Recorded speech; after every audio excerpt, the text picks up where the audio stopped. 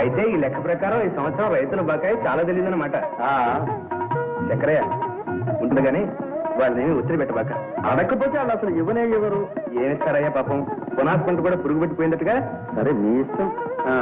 సరే, మొన్న జొన్నచేను కూర్చుని బాబు కూలిగింజ కూర్చా. వాళ్ళంతా ఇరుకుల యుద్ధంలో మనకే బాకీ అయితే ఇంకా నేనేం కొలిచేది ఎదురు ఉంటే ఉండలేవయ్యా. అసలే పాపం ఈ కొత్త పాత సందులో కూటికి కటకట్లాడిపోతున్నారంట. వెంటనే చూసా గింజ కూర్చి అత్తగా కొలుస్తారు. నేను ఆ ఉత్తర వీధికి వెళ్ళి ఆ తగాదా పరిష్కారం గొడవ ఏదో ఉందో చూసేస్తాను. ఈ లోపల మనం పాలెల్ని పడకపోవాలి అని చెప్పి. సరే బాబు. అమ్మా సంగతి ఏమైందిరా? ఏమిటమ్మా, పెళ్లి చూపులు కదా వెళ్ళాడు, వస్తాడులే.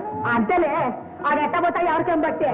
అమ్మా అదేమిటన్నయ్య, చిన్నత్త గారింటికి పోయే రాకరాకు వచ్చిన అల్లుడిని అంత తొందరగా రాణిస్తారా?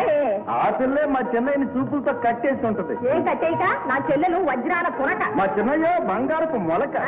మా అమ్మాయి దొరకటమే మీ అబ్బాయికి అదృష్టం. అవునవును, నువ్వు నాకు దొరికినట్టే. ఏ నాకే ముక్కొకరా కన్నొక్కరా? అబ్బే బుద్ధే వంకర. చూసావా ఆడి మాట తెలుసులేదే. అదిగో చిన్నయ్య రానే వచ్చాడు. 100 ఏళ్ళ ఆయుష్. ఏరా అయ్యా, ఇప్పటికరా వచ్చు? తమ్ముడు, ఇన్నాళ్ళున్నావు, మరదలు చూసేటప్పుడు మమ్మల్ని అందరినీ మర్చిపోయావు ఏమిట్రా? అవును చిన్నయ్య, నువ్వేమో అక్కడ కళ్ళు వాచేటట్టు పిల్లల్ని చూస్తా ఉండవు. అమ్మేమో ఇక్కడ కళ్ళు కాయలు కాచేటట్టు నీ కోసం ఎదురు చూస్తా ఉండే. నువ్వు ఉండయ్యా పానకల్లో పొరకలాగా. ఏరేనాయనా, పిల్ల నచ్చిందా? ఏమయ్యా మాట్లాడవు? బుల్లోడికి సిగ్గు కాదు, చెప్పరాదట్రా. నాకు ఆ పిల్ల నచ్చలేదన్న. విన్నారా విన్నారా? పిల్ల తల్లి కూతురే అక్క చెల్లెళ్ళం తోడికోవడం కూడా అయితే ఎంతో బాగుంటుందని ఆశపడ్డానే. మా పిల్లమ్మతో పోట్లాడి ఒప్పించానే, ఇప్పుడు కాదంటారా? అది కాదురా, మనకి ఇస్తామని వచ్చిన పిల్లని ఇప్పుడు కాదంటే వీడికి నచ్చిన పిల్లని వాళ్ళు ఇవ్వమంటారు. ఆకు చాటు పిందె తడిసే, కొమ్మ చాటు పువ్వు తడిసే.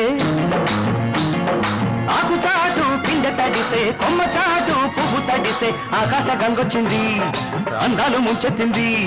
గోదావరి పొంగొచ్చింది, కొంగుల్ని ముడిపెట్టింది. గుమ్మ తడిసే